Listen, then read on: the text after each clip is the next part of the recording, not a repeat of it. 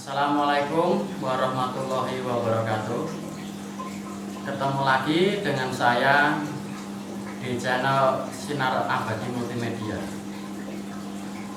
Di sini saya akan memberi review tentang pengobatan tradisional saraf kecepit.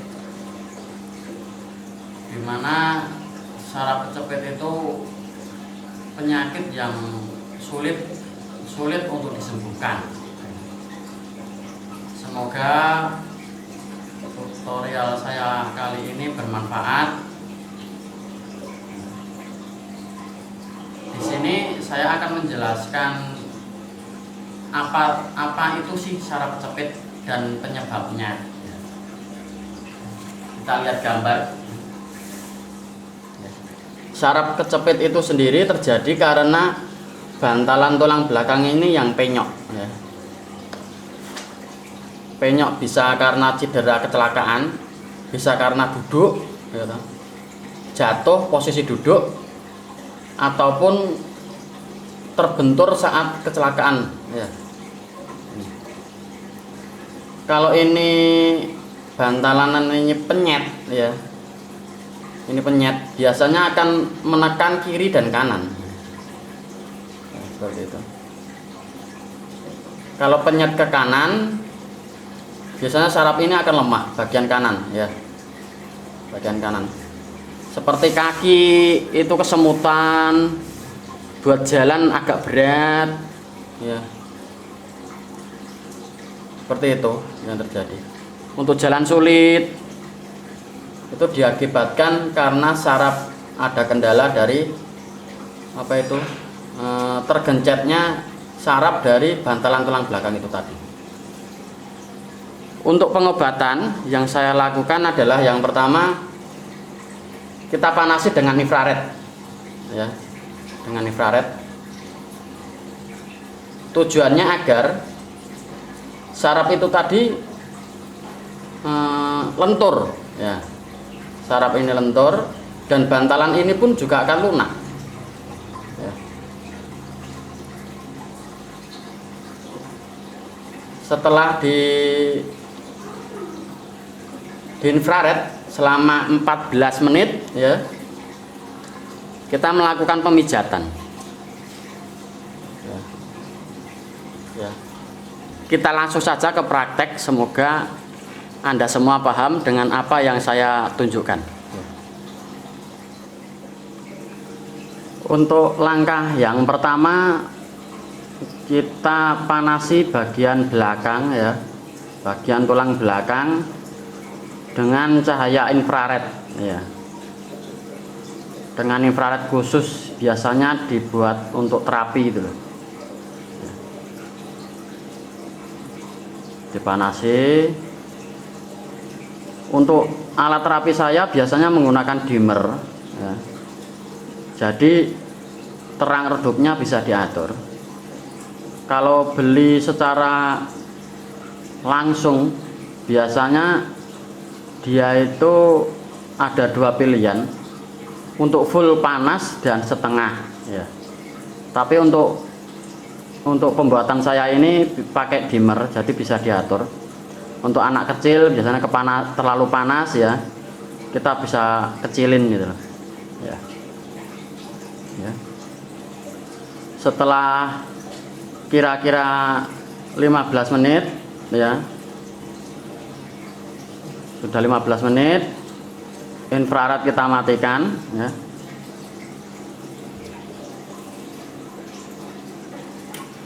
Masih dicatat.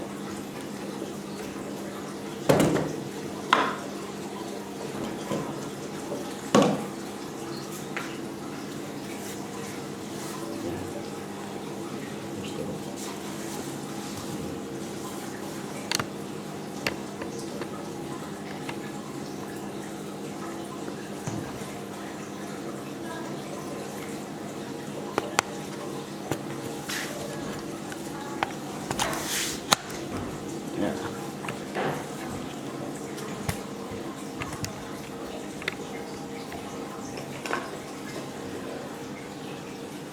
Setelah itu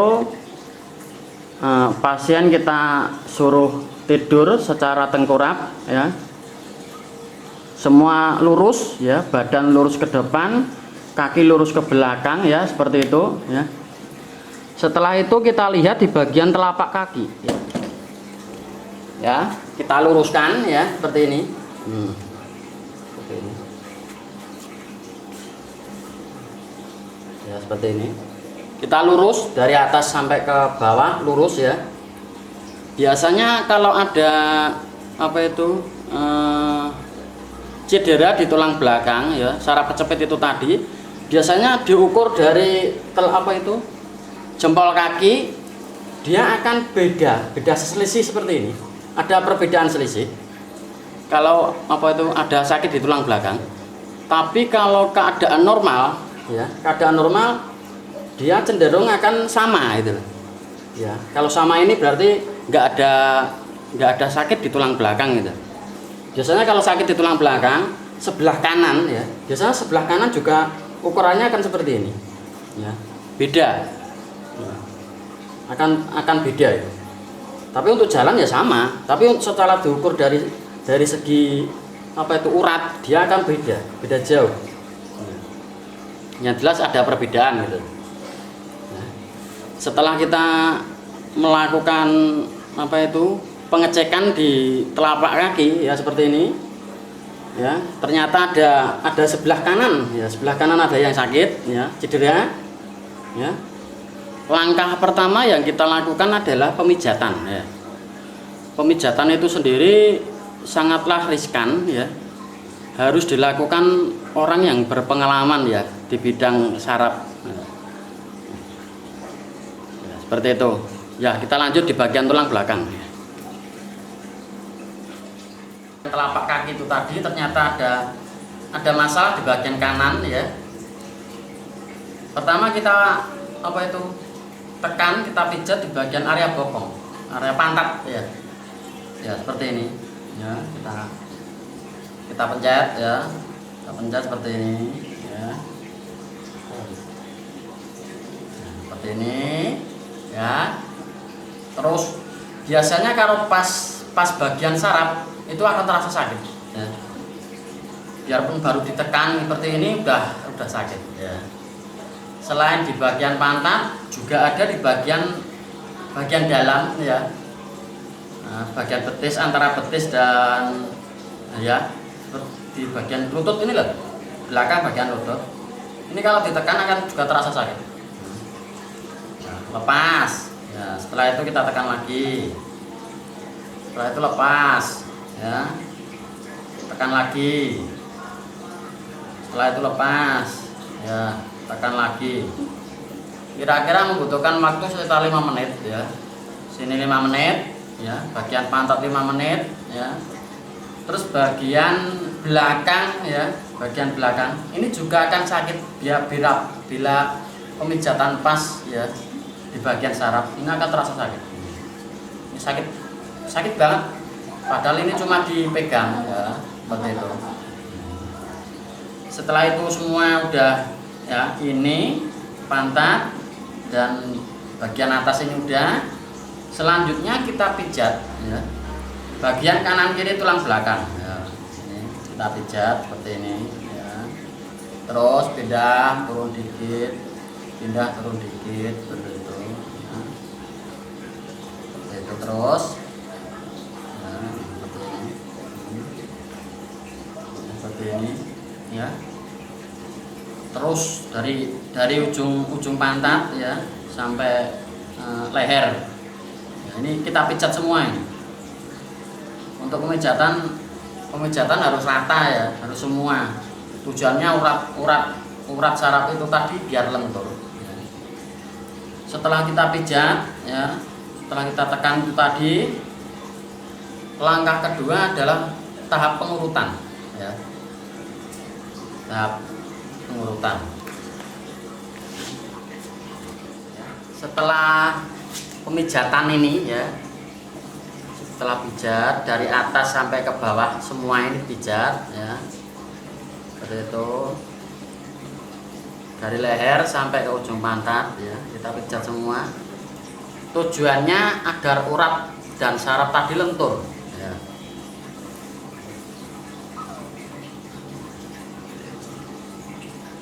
Kita pijat,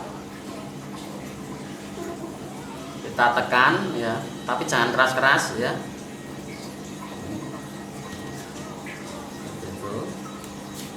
Setelah pemijatan selesai semua ya, dari saraf ini, pantat dan apa itu belakang apa itu? Nah, di bagian ini udah. Selanjutnya kita tahap pengurutan.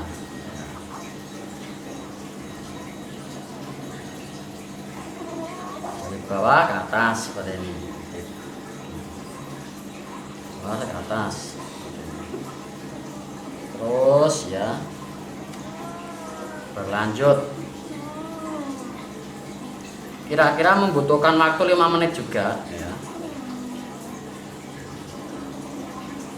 Terus sampai bener-bener urat saraf ini lentur ya. Ya, setelah pemijatan ini kita lanjutkan pemijatan ke samping ya, ke area samping. Ini juga 5 menit juga. Nah.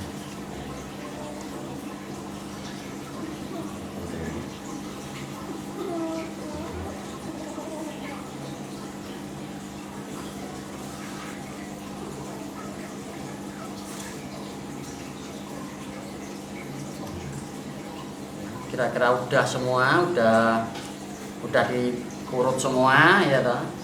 Selanjutnya adalah apa itu, pengangkatan badan ya, supaya bantalan tulang belakang itu tadi kembali ke tempatnya ya. Kita angkat ya toh. Bisa dengan bergelantungan, bisa dengan mengayang tapi harus dibantu teman gitu. Itu tujuannya tulang apa itu, sambungan tulang belakang, sambungannya itu tulang belakang itu kan ibarat esel ya toh. Esel tadi bisa bergerak ya, bisa bergerak karena bantalannya itu melese ya toh, menekan tulang belakang apa saraf tulang belakang. Jadi untuk bagian ke bawah bisa apa itu, bisa sakit itu tadi ya. Jadi tulang belakang renggang, setelah tulang belakang merenggang maka biasanya bantalan itu akan kembali ke tempatnya ya. Jadi tidak akan terasa sakit lagi di bagian belakang ya. Saraf kejepit biasanya akan sembuh seperti itu. Pertama itu dengan cara bergelantungan ya. Yang kedua dengan cara berenang. Kalau berenang biasanya kan sambungan dari tulang belakang itu aja bergerak. Tulang itu bergerak, jadi bantalan itu bisa kembali ke tempatnya ya. Berarti saraf itu akan bebas ya, seperti itu. Kita review tahap selanjutnya.